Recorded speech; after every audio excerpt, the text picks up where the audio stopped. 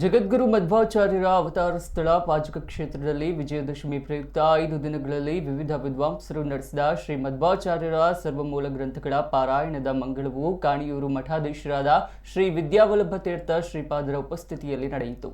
ಈ ಸಂದರ್ಭದಲ್ಲಿ ಸರ್ವಮೂಲ ಗ್ರಂಥಗಳು ಆಚಾರ್ಯರ ಪ್ರತಿರೂಪ, ಪ್ರತೀಕದಲ್ಲಿ ಆರಾಧನೆ, ಪೂಜೆಯ ಪ್ರಾಮುಖ್ಯದಷ್ಟೇ ಗ್ರಂಥಗಳ ಅಧ್ಯಯನ, ಪಾರಾಯಣ ಅಷ್ಟೇ ಅವಶ್ಯವಾಗಿದೆ. ಭಗವಂತನ ಅನಂತ ಗುಣ ಪರಿಪೂರ್ಣತ್ವವನ್ನ, ಅದರ ಮಹಿಮೆಗಳನ್ನ ಆಚಾರ್ಯ ಮಧ್ವರು ಈ ಗ್ರಂಥದಲ್ಲಿ ಪ್ರತಿಪಾದನೆ ಮಾಡಿದ್ದಾರೆ. ನಿರಂತರ ಈ ರೀತಿಯಾಗಿ ಭಗವಂತನ ಸೇವೆ ಚಿಂತನೆ ಮಾಡುವುದರಿಂದ ಸಜ್ಜನರಿಗೆ ಕ್ಷೇಮವಾಗಲಿ ಎಂದು ಸಂದೇಶ ಕೊಟ್ಟರು. ಪಾರಾಯಣ ಮಾಡಿದ ವಿದ್ವಾಂಸರಿಗೆ ಅನುಗ್ರಹ ಮಂತ್ರಾಕ್ಷತೆ ನೀಡಿದರು.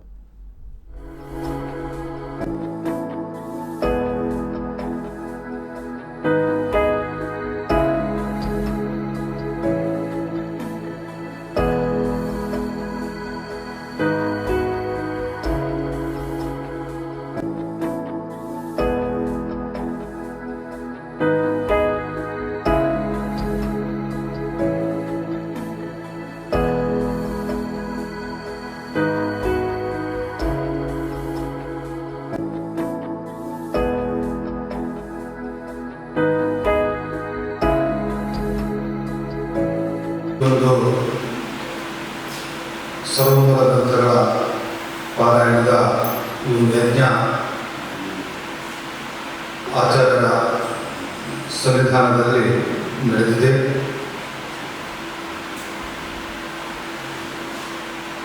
ಆಚಾರ್ಯರ ಸರ್ವಮೂಲ ಗ್ರಂಥಗಳು ಆಚಾರ್ಯರ ಪ್ರತಿರೂಪ ಅಂತ ಹೇಳಬಹುದು.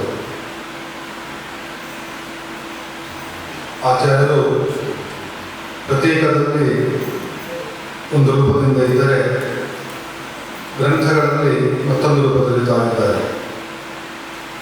ಆದ್ದರಿಂದ